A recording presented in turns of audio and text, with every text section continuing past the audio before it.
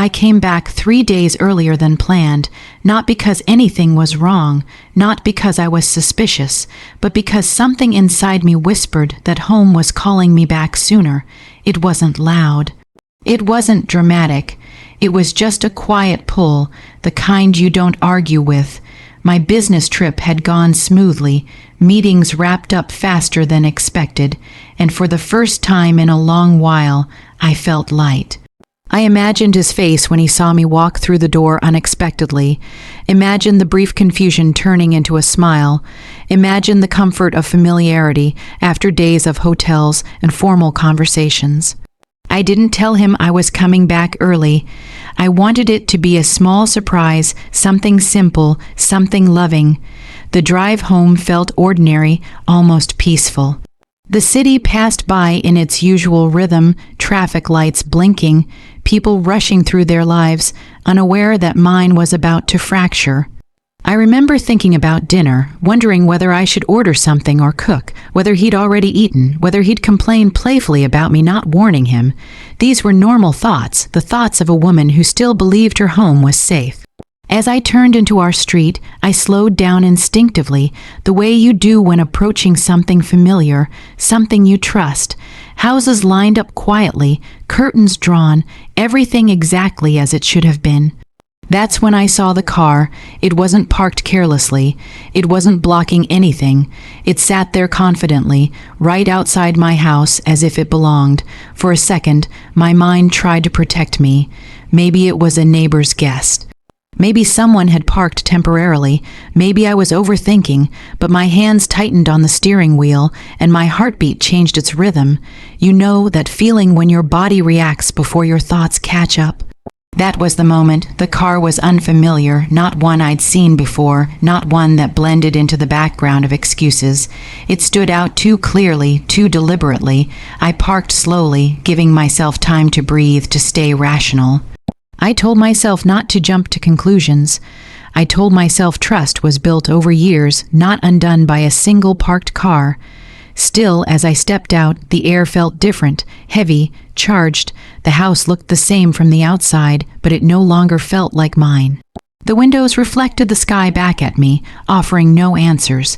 I stood there for a moment longer than necessary, my suitcase still in my hand, listening to the quiet of the street, listening to my own breath. Each step toward the door felt deliberate, as if I were walking into a test I hadn't studied for. My key felt colder than usual in my palm. I noticed details I had never paid attention to before, the faint scratch near the lock, the sound of my shoes against the floor as I stepped inside. The house smelled familiar, but even that comfort felt distant, like a memory rather than reality.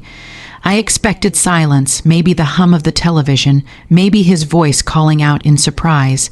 Instead, there was a stillness that didn't feel empty. It felt occupied. I set my bag down quietly, not because I was sneaking, but because something told me to move carefully. My heart was no longer racing. It was heavy, slow, deliberate, as if preparing itself. I remember thinking how strange it was that everything looked normal. The furniture was exactly where it always was. The light filtered in the same way.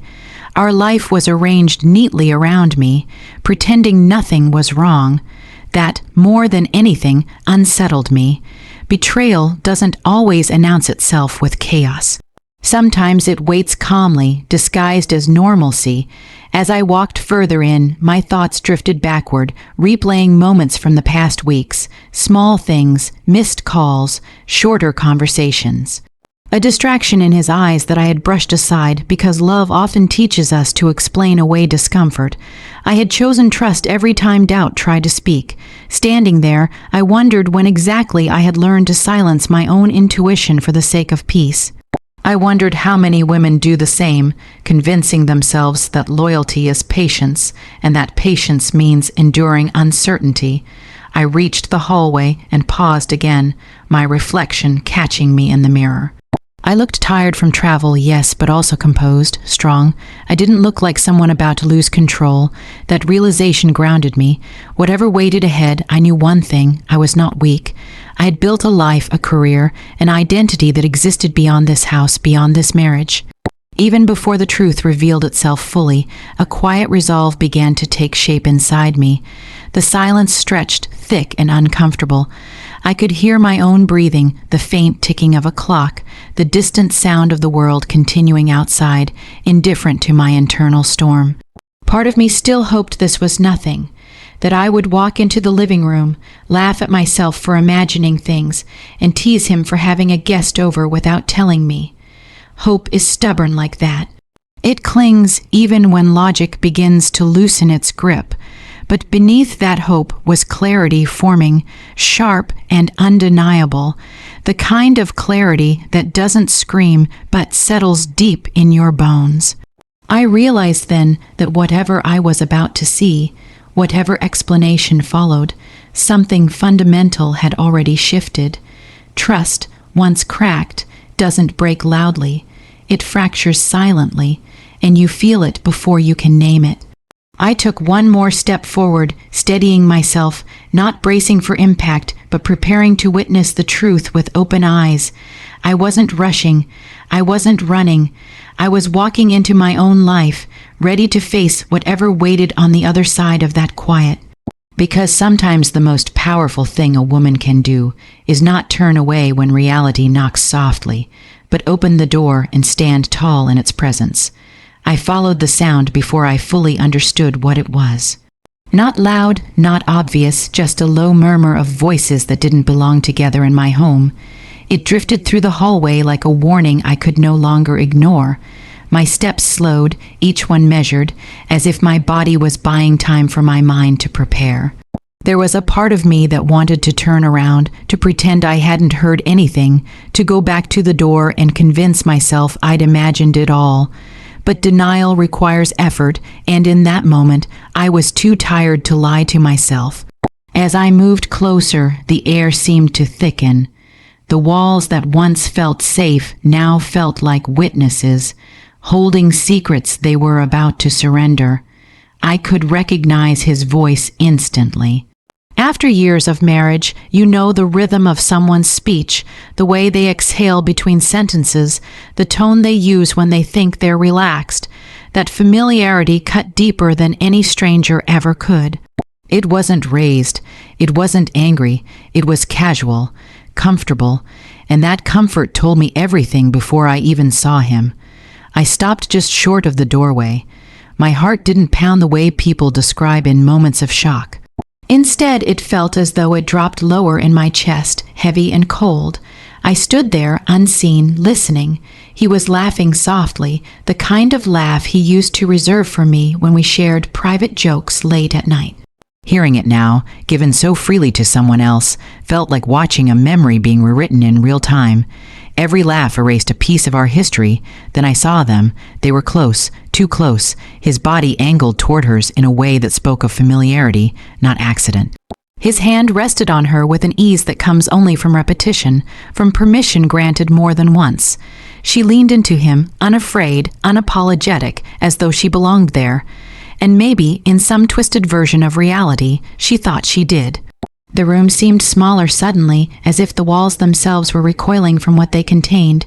What shattered me wasn't just the sight, it was the way he spoke. Words fell from his mouth carelessly, without hesitation, without shame. He compared, he diminished, he reduced our marriage, my presence, my worth, to something disposable. Hearing myself spoken of like that, as an absence rather than a person, did something irreversible inside me. It wasn't just betrayal of the body. It was betrayal of memory, of respect, of the years I had invested believing we were building something sacred. I felt heat rise to my face, not from embarrassment, but from a deep, instinctive anger that surprised me with its calm. I didn't scream. I didn't rush forward. I didn't collapse. Instead, I observed.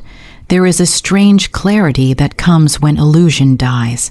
In that moment, I saw him clearly for the first time, not as my husband, not as the man I defended in conversations with friends, not as the partner I made excuses for, but as he was right then, a man comfortable disrespecting the woman who had stood beside him when no one else did. The woman noticed me first. Her eyes widened, her body stiffened, and the color drained from her face as if she'd seen a ghost. In that instant, everything froze. His laughter stopped mid-breath. His hand pulled back too slowly, as though his mind hadn't yet caught up with reality. When he turned and saw me standing there, silent and unmoving, I watched the panic spread across his face. Not guilt, panic, fear of being exposed, not sorrow for what he'd done. The silence that followed was deafening.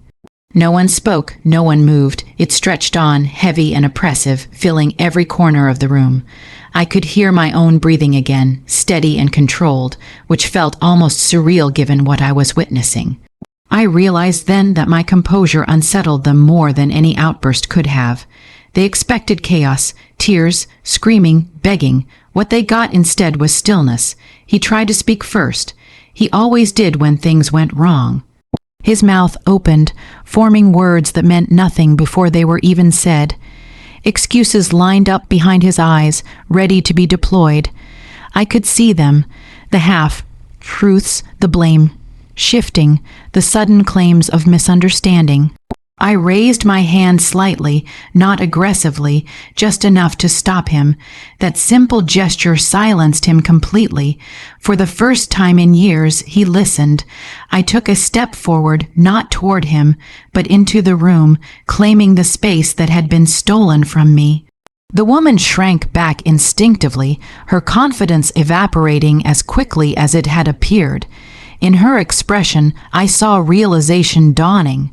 She had known he was married, but knowing something intellectually and facing its reality are two very different things. Standing there, seeing me calm and present, she understood that she was not the exception she'd been led to believe she was. She was a chapter he planned to erase. I looked at him, really looked, and felt something unexpected: detachment. The love I thought would shatter violently instead dissolved quietly. It was as if my heart, having reached its limit, simply closed a door and moved on to preservation. I understood then that what hurt most wasn't losing him. It was losing the version of myself that trusted without fear. The room felt unbalanced, as though gravity itself had shifted. He avoided my eyes now, staring at the floor, the walls, anywhere but at the consequence standing in front of him. The woman hugged herself, suddenly aware of her vulnerability. In that silence, I realized how alone they both were, despite standing together. Their connection, built on secrecy and disrespect, had no strength under the weight of truth. I didn't ask questions. I didn't need answers. Everything I needed to know was right there in front of me, exposed and undeniable. Questions are for people who still hope to be reassured. I had moved past that without even realizing it. What I felt instead was resolve, solid and unshakable, forming beneath the shock. As I stood there, I became acutely aware of how this moment would divide my life into before and after. Nothing would ever return to what it was, and strangely, that thought didn't scare me. It steadied me, because once betrayal reveals itself so clearly, it leaves no room for confusion, and clarity, no matter how painful, is a kind of freedom. I didn't scream. The sound never even reached my throat. It stayed trapped somewhere deep inside me, dissolving into something colder, sharper, more controlled. I felt every instinct rise at once, the urge to shout, to cry, to demand explanations, but I chose none of them. Silence wrapped around me like armor, and in that moment I understood its power. While they waited for chaos, I gave them calm. They stood frozen, both of them, as if my stillness had paralyzed them more effectively than rage ever could. His face shifted rapidly. Shock, fear, calculation, while hers reflected pure panic. I noticed how quickly confidence disappears when secrecy is exposed. A few seconds earlier, they had been comfortable, careless, bold. Now they were fragile, uncertain, stripped of the illusion that protected them. I watched this transformation without flinching. I stood straight, shoulders relaxed, breathing steady. My body language spoke louder than words ever could. I wasn't collapsing. I wasn't begging. I wasn't pleading for respect that should never have been taken away. I was present, fully aware, fully awake, and that unsettled them deeply. People expect pain to look loud. They don't know what to do when it arrives quietly. He shifted his weight, opening his mouth as if to speak, then closing it again. I could almost hear the excuses forming in his head, lining up one by one, ready to be released. But my silence denied him the stage. There was no argument to hijack, no emotional storm to redirect. Without noise to hide behind, he was forced to face what he had done in the open. Truth stands uncomfortably tall when there is nothing to drown it out. I realized something profound in that stillness. I was no longer reacting. I was observing. The fear that had once lived in my chest had stepped aside, replaced by clarity. I could see him clearly now, not as the man I married, but as the man he was choosing to be. And once you see someone without the filter of love, you can never unsee it. The woman avoided my eyes. Her gaze darted around the room, searching for an escape that didn't exist. I didn't blame her in that moment. Blame requires emotional investment, and I had withdrawn mine. What I felt instead was distance. She was not my battle. She was a symptom. The real betrayal stood in front of me, struggling to maintain control over a situation he never thought he'd have to answer for. Silence stretched between us, thick and heavy. It pressed against the walls, settled into the furniture, filled every corner of the room. I could hear the clock ticking again, each second loud and deliberate, marking the end of something that could never be repaired. Time didn't rush. It didn't soften the moment. It simply moved forward, indifferent to the wreckage of trust unfolding within it. I noticed how my hands weren't shaking. That surprised me. I had always imagined betrayal would break me visibly, reduce me to tears, leave me gasping for breath. Instead, I felt grounded, rooted as if some deeper part of me had taken over, stepping forward to protect what remained of my dignity. Strength, I realized, doesn't always feel like fire. Sometimes it feels like ice, cold, steady, unyielding.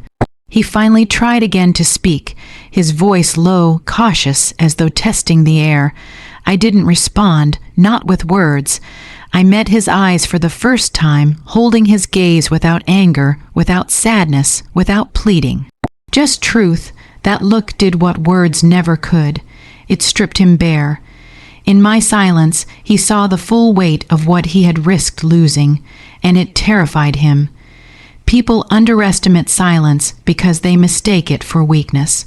They think if you're not shouting, you're not hurting. If you're not crying, you don't care. But silence is often a sign that someone has crossed a line so final that words are no longer necessary. I had reached that line without realizing it.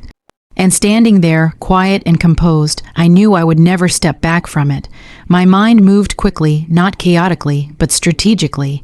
I began to understand the situation not as a personal failure, but as information.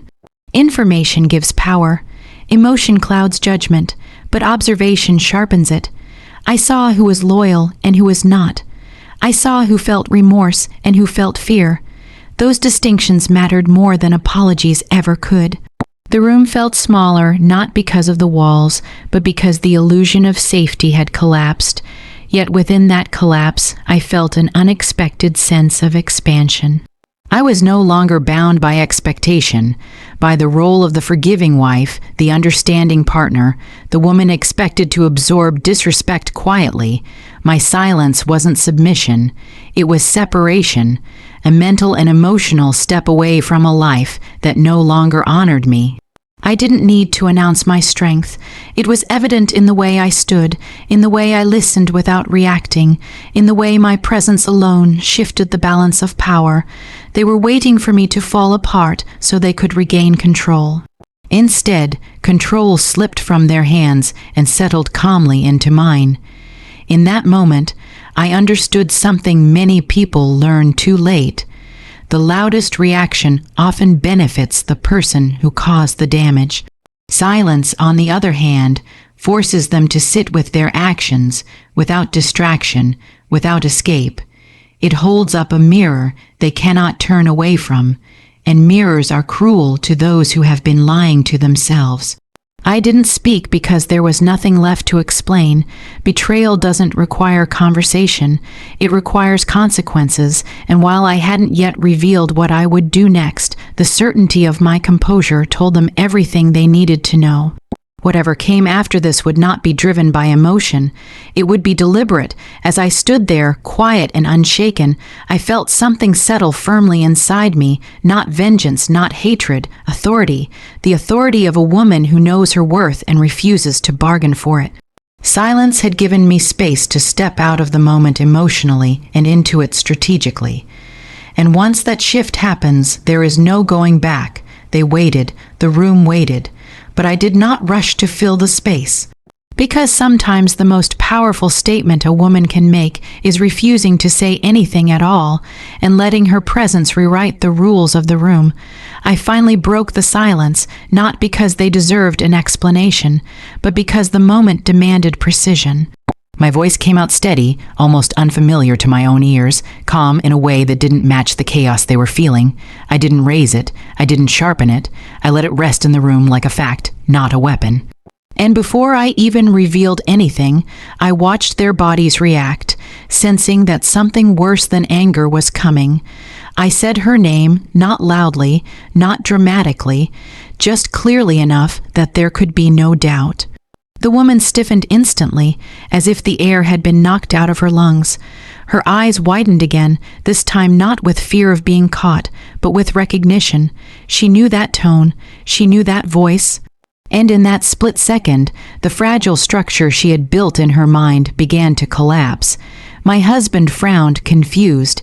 He looked from her to me, trying to connect dots that suddenly refused to line up. His discomfort was visible now, creeping in slowly as he sensed that this situation was far more complicated than he had prepared for. He had thought in simple terms: affair, confrontation, apology, damage control. What he hadn't anticipated was history, context, a past that tied us together in ways he could no longer control. I took another step forward and spoke again, carefully. I reminded her of a time she knew well. A time before secrets, before lies dressed themselves up as romance. I mentioned a place only she and I would recognize, a detail too specific to dismiss. Her face drained of color as the truth dawned fully. She looked at me now not as an obstacle, not as an enemy, but as someone she knew. Someone she had once sat across from.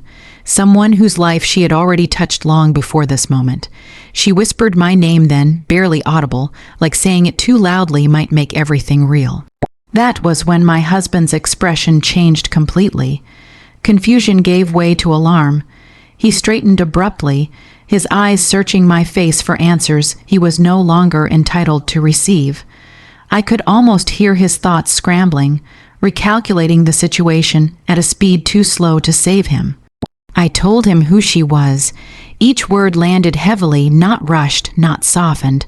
I watched as the realization struck him with full force. His mouth fell slightly open, his body leaning back as though the truth itself had shoved him. This wasn't just another woman. This wasn't a stranger. This was someone connected to our lives in a way that made the betrayal deeper, more intricate, more unforgivable. The room seemed to tilt. The woman pressed a hand to her mouth, tears gathering but not falling. She wasn't crying out of love for him. She was crying because she finally understood the magnitude of what she had stepped into. She had believed a carefully edited story, one where she was special, chosen, different. Now she stood exposed, realizing she had been woven into a betrayal far more layered than she had imagined. My husband tried to speak again, desperation creeping into his voice, but the words tangled uselessly. He looked betrayed himself now, as though reality had somehow turned against him unfairly. That irony wasn't lost on me. He had controlled the narrative for so long, telling different versions of the truth to different people, confident he could manage the consequences. But lies are fragile things. They cannot survive collision. I didn't accuse. I didn't insult. I simply laid out the connection between us, calmly, methodically, like presenting evidence that spoke for itself. With every sentence, their composure weakened. His hands trembled slightly. Hers clenched into fists at her sides.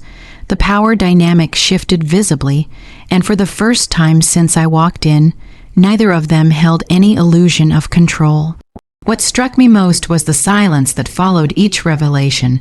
No one interrupted me, no one challenged me. Truth has a way of commanding attention when it is spoken without emotion. I could see him trying to grasp how deeply he had underestimated the situation, how small he now felt standing between two women whose lives he had recklessly entangled. The woman finally looked at him, really looked at him, and I saw something break in her eyes. Not guilt toward me, but disillusionment toward him. The man she thought she knew was dissolving right in front of her, exposed as careless, manipulative, and profoundly small. She realized she hadn't been chosen out of love, but convenience. That realization cut her deeper than my presence ever could. I felt no satisfaction in that, only clarity. This wasn't about winning. It was about seeing everything as it truly was, stripped of fantasy and denial. The identity I revealed didn't just shock them. It rearranged the entire meaning of what they had done. It turned a secret into a collision of realities, one they could no longer escape or minimize. My husband sank onto the edge of the couch, his confidence fully gone now. He looked older suddenly, diminished. The woman took a step away from him, instinctively creating distance, as though his proximity had become dangerous. That movement spoke volumes. Whatever illusion had bound them together was already unraveling under the weight of truth. I stood there, watching the aftermath unfold, aware of how irreversible this moment was. Once identities are revealed, once connections are exposed, there is no return to ignorance. Everything after this would exist in the shadow of what they now knew. And they knew enough to understand that nothing would ever be simple again. The room was filled with the quiet aftermath of revelation, the kind that leaves no room for denial, no space for pretending. I felt steady, anchored, not because the pain was gone, but because it had transformed into certainty.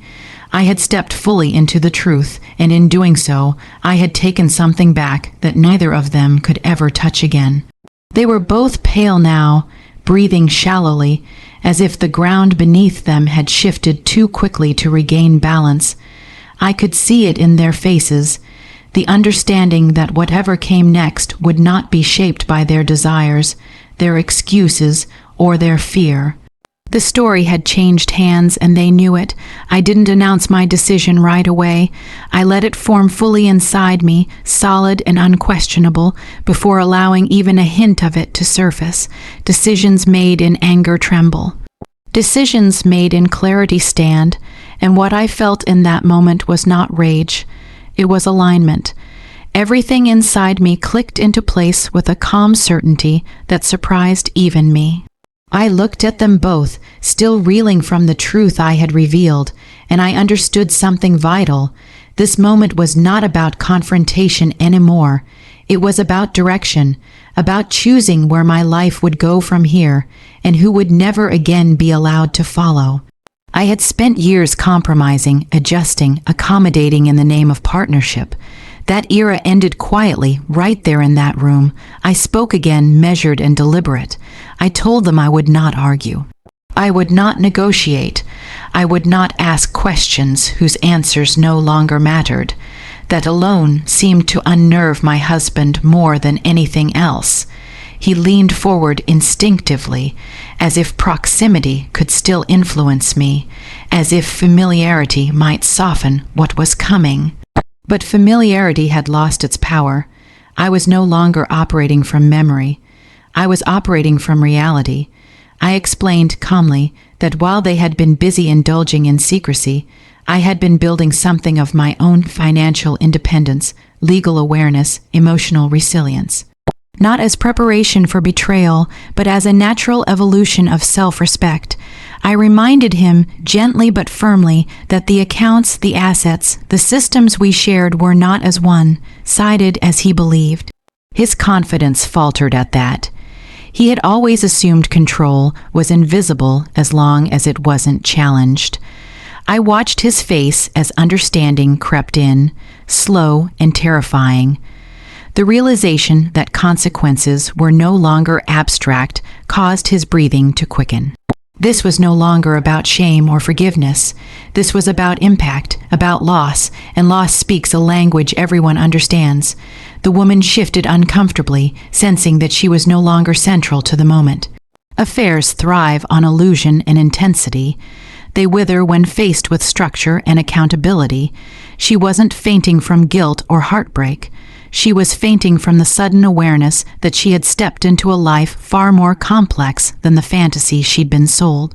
I told them I would be leaving the house that night, not because I was running, but because I was choosing space on my own terms. I outlined what would happen next, not as a threat, but as information. Legal steps, financial separation, boundaries that would not be crossed again. Each sentence landed with quiet finality, no drama, no raised voice, just certainty. My husband tried to interrupt, his voice cracking now, stripped of authority. He spoke of mistakes, of confusion, of moments that didn't mean anything. I let him finish. Then I looked at him and said something simple. Meaning is proven by behavior, not intention. And behavior has consequences whether or not you're ready for them. He went silent after that, as if the weight of responsibility had finally reached him. What shocked them most wasn't the content of my decision. It was the absence of emotional bargaining. I wasn't asking him to choose. I wasn't demanding remorse. I wasn't even seeking closure. I had already closed the door internally. What remained was execution, and execution requires focus, not fury. The woman's knees buckled slightly, and she reached for the arm of the chair to steady herself. Panic flickered across her face, not because she feared me, but because the ground beneath her fantasy had collapsed completely. She realized then that she was not stepping into a future. She was standing in the wreckage of someone else's present. That realization is dizzying. It robs you of narrative, of justification, of comfort. I felt no triumph watching them unravel, only distance, like observing a storm from solid ground. Painful, yes, but no longer dangerous. I understood then that the decision I had made wasn't just about leaving a marriage. It was about reclaiming authorship of my life, no more reacting, no more accommodating betrayal under the guise of love. I told them this conversation was over, not because there was nothing left to say, but because I refused to spend another minute explaining myself to people who had already proven they did not listen. Silence returned to the room, but this time it wasn't heavy. It was clean, clarifying, final. As I turned away, I felt the full weight of the moment settle behind me. I knew they were still there, stunned, disoriented, struggling to process how quickly everything had shifted. I didn't look back. Looking back invites doubt, and doubt had no place in the decision I had made. Each step I took toward the door felt deliberate, grounding. I was not fleeing chaos. I was stepping into order. I picked up my bag, the same one I had set down earlier when I still believed I was returning to safety. Now it symbolized something else entirely: mobility, autonomy, choice. Behind me, I heard a sharp intake of breath, followed by a sound that suggested knees giving way, reality hitting harder than expected. I didn't turn around to confirm it. I didn't need to. Some reactions are inevitable when illusions collapse all at once. And fainting, I realized, isn't always about the body. Sometimes it's the mind surrendering to truth it can no longer carry. I walked out of the house without hesitation, without tears, without regret. The night air met me like a quiet witness, cool and grounding. For the first time since I arrived, I felt the space to breathe fully, not because the pain was gone, but because it no longer controlled me. The decision I made that night did not scream, it did not threaten, it did not seek validation. It simply took effect, and that, more than any confrontation, was what truly ended everything they thought they had built in secret. The reaction didn't come all at once. It arrived in waves, uneven and disorienting, as though their bodies were struggling to keep up with what their minds had just been forced to accept. At first, there was only stillness, the kind that follows a sudden shock when the nervous system hasn't yet decided how to respond. Then the panic began to surface, subtle but unmistakable. My husband's hands trembled openly now. He tried to steady them by pressing his palms against his thighs, but the movement only made the shaking more visible. His breathing grew shallow, uneven, each inhale too quick, each exhale incomplete. I watched him realize that control had fully slipped through his fingers. Not the control of the situation alone, but the control of the version of himself he had worked so hard to protect. The confident man, the clever manipulator, the one who always believed he could talk his way out of consequences, he was gone. The woman swayed slightly, her knees no longer reliable. Her face had gone pale in a way that makeup could not hide, the color drained as if her body was conserving energy for survival. She blinked repeatedly, her eyes unfocused, struggling to anchor herself in the room. Reality had hit her from too many angles at once. She wasn't just exposed as an accomplice, she was exposed as expendable. That realization can make the ground feel unstable beneath your feet. He tried to stand, perhaps to follow me, perhaps to assert some remaining authority, but his legs didn't respond the way he expected. He sank back down, misjudging the distance to the couch, his body landing harder than intended. The sound echoed faintly in the room, a dull thud that seemed symbolic of everything collapsing at once. His mouth opened, searching for air, for words, for something to grab onto, but nothing came. Panic has a sound. It's not loud like shouting. It's fractured, breathy, urgent. I heard it in the way he called my name, not fully, not confidently, but broken into pieces, as if saying it whole would require a strength he no longer had. The woman reached out instinctively, then pulled her hand back, unsure whether touching him would help or make things worse. That hesitation spoke volumes. Whatever bond they thought they shared was already dissolving under stress. The room felt suddenly smaller, the air heavier. I could almost see the weight of realization pressing down on them, compressing their posture, bending their spines forward. This wasn't remorse. This was overload. Their minds were racing to catch up with the implications of what had just happened, calculating losses, imagining fallout, trying to process how quickly everything had unraveled. His forehead glistened with sweat now, despite the room not being warm.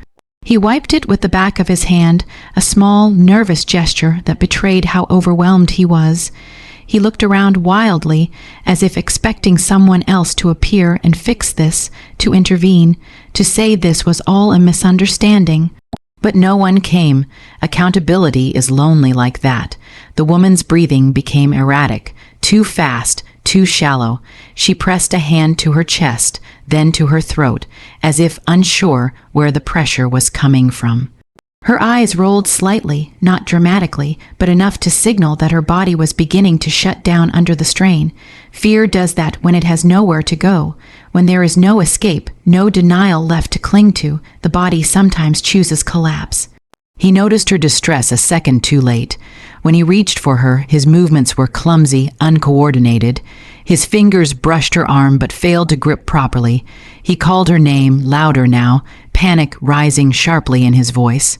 The sound cracked on the last syllable, stripped of confidence, stripped of command. For the first time, he was reacting rather than orchestrating. She sank into the chair heavily, her weight dropping all at once. Her head tipped forward, then to the side, her body slackening as if someone had cut the strings holding her upright. It wasn't graceful. It wasn't theatrical. It was the body's quiet surrender when the mind can no longer bear the load. Her eyes closed, lashes resting against skin gone ashen, breath shallow but present. He froze, staring at her, then at me, then back at her again, caught between fear and disbelief. This was not how he imagined things would unfold. Affairs live in fantasy, consequences live in the body, and now he was surrounded by the physical evidence of what his choices had caused. His own panic intensified. His chest rose and fell rapidly, hands clawing at the air as if trying to ground himself. He stood again, this time managing it, but barely. His balance was off, his steps unsteady. He looked like a man who had run a long distance without stopping, suddenly forced to halt. His face contorted, not with guilt, but with terror at the scale of the mess he could no longer contain. He called out for help, his voice louder now, almost pleading, not for her sake alone, but because the situation had spiraled beyond his control. He was no longer dealing with a confrontation, he was dealing with a crisis. And crises don't respond to charm or excuses. They demand responsibility. I remained still, watching, not out of cruelty, but out of clarity. This was the natural consequence of pressure meeting reality. I didn't rush to soothe. I didn't rush to rescue. I knew better than to confuse accountability with compassion. Sometimes the most humane thing you can do is allow people to feel the full weight of their actions without interference. His legs finally gave way, not fully collapsing, but buckling enough that he had to grip the edge of the table to stay upright. His head dropped forward, shoulders slumping, the posture of someone defeated not by another person, but by truth. The room was filled with uneven breathing now, hers shallow and faint, his rapid and desperate, like two different rhythms of the same breakdown. I could see it in his eyes when he looked up at me again. Not anger, not defiance, fear, raw and unfiltered, the fear of losing everything at once, the fear of being seen fully, without excuses left to hide behind, the fear of consequences that could no longer be delayed or softened. The irony was sharp. For so long, he had believed power meant secrecy, manipulation, control. And now, stripped of all three, he was reduced to something small and fragile, undone by the very chaos he thought he could manage. The woman lay motionless beside him, the fantasy gone, the reality too heavy to stand under. The room was quiet except for their breathing and the faint ticking of the clock, marking each second they would never get back. I stood there long enough to know this moment would stay with them forever, not because of what I said, but because of what their bodies felt when truth finally landed without warning. Then I turned away, leaving them in the aftermath of their own collapse, knowing that some shocks don't fade quickly. They linger, settling deep into memory, resurfacing at unexpected moments, reminding you that there are lines you cross only once, and consequences that arrive all at once when you do. I didn't rush myself after that. I didn't need to. Leaving isn't always about speed, sometimes it's about certainty. I stepped out of the house with the same quiet composure I had carried through every moment before, but now it felt different. Lighter, as if something heavy had finally loosened its grip on me. The door closed behind me with a soft, ordinary sound, and that simplicity felt profound. No dramatic slam, no final words shouted through the hallway. Just closure, understated and irreversible. The night air met me gently, cool against my skin, grounding me in the present. I stood there for a moment, breathing deeply, letting my body recalibrate. Inside that house, emotions had collided and collapsed. Outside, the world remained steady, indifferent, and strangely comforting. Cars passed in the distance. Somewhere, someone laughed. Life continued, reminding me that my pain, though immense, was not the end of everything. It was the beginning of something else. As I walked toward my car, I felt a strange mix of grief and relief coexist without conflict. Grief for the years I had invested, the version of love I had believed in, the future I had once imagined so clearly.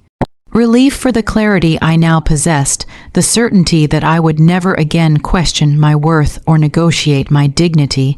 Walking away wasn't an act of defeat, it was an act of alignment.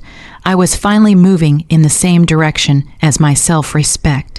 I noticed how my body responded differently now. My shoulders were no longer tense, my jaw unclenched without effort. The constant low-level anxiety I had normalized over the years seemed to dissolve with each step away from the house. I realized how much I had been carrying without acknowledging it, how often I had adjusted myself to fit into a space that quietly diminished me. Leaving felt like reclaiming my original shape. I didn't cry immediately. Tears didn't come on command. Instead, memories surfaced. Small, ordinary moments that had once felt meaningful, shared meals, familiar routines, inside jokes that now felt like artifacts from another life. I allowed those memories to pass through me without resistance. Honoring what had been real didn't mean excusing what had broken it. Both truths could exist at once. When I sat in the driver's seat, I paused before turning the key. I looked back at the house one last time, not with longing, but with understanding. That place held chapters of my life that mattered. It also held lessons I would never forget. I didn't feel anger toward it. I felt completion. Some spaces serve their purpose and then release you. Knowing when to leave is a form of wisdom. As I drove away, the road stretched ahead of me, dark but open. I didn't know every detail of what came next, and for the first time, that uncertainty didn't frighten me. Certainty had failed me before. Control had proven to be an illusion. What I trusted now was my ability to adapt, to rebuild, to choose myself even when it was uncomfortable, especially when it was uncomfortable.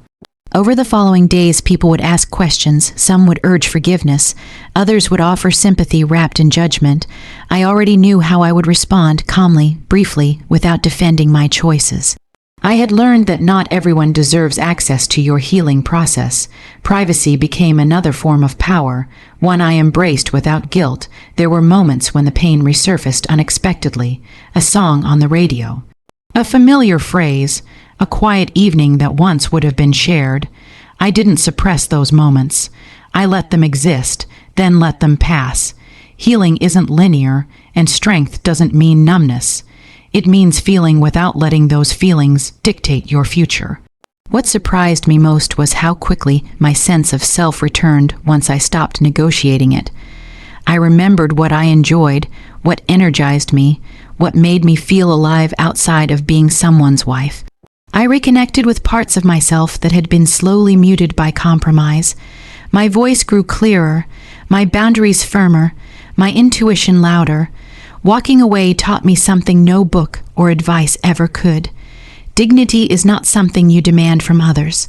It's something you demonstrate through your actions. By choosing not to stay where I was disrespected, I sent a message not just to them, but to myself. I was no longer available for betrayal disguised as love.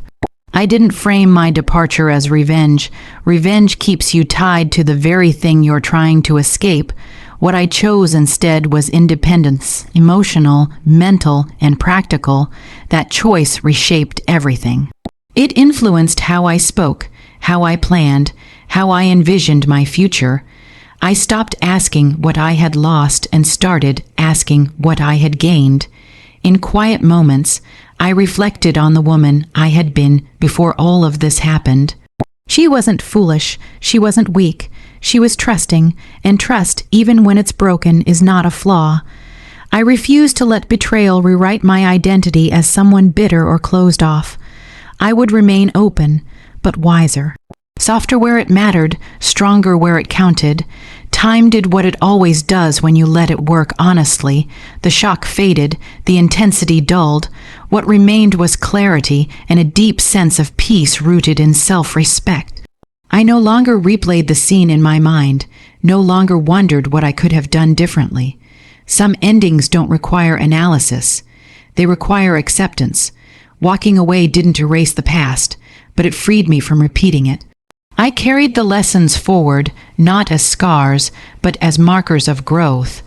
I learned that silence can be powerful, truth can be liberating, and leaving can be the most loving decision you ever make for yourself. I didn't lose my husband that day. I lost an illusion, and in exchange, I gained something far more valuable, myself, intact, aware, and unafraid to walk forward alone if that's what dignity demands.